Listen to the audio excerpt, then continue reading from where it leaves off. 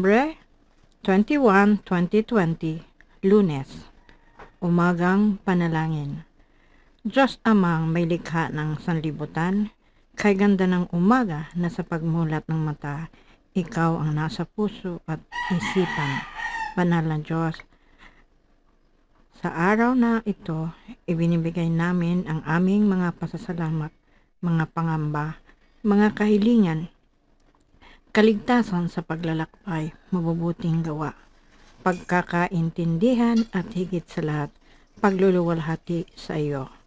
Ang iyong biyaya at awa ang bumubuhay sa aming pangangailangang pisikal, mental, at higit sa lahat, espiritual. Nakakalungkot na di namin maabot mga pangarap na nais namin.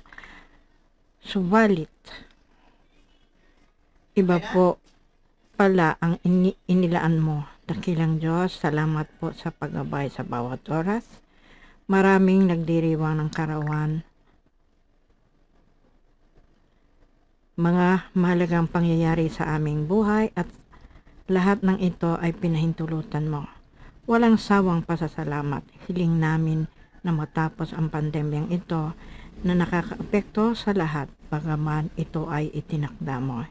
Hindi kami nawawala ng pagkasa dahil itinuro mo na manalig at manampalataya ng tunay. Salamat po sa lahat ng kaloob at tinugon mo ayon sa pagpapala mo.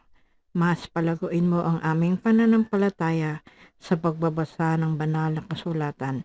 Ito ang aming lunas sa kaganapan ng aming buhay dahil isinuko namin kay Jesus. Basbasan mo mga plano sa bawat araw.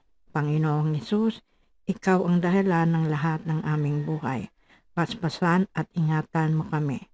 Sa ngalan ni Jesus. Amen.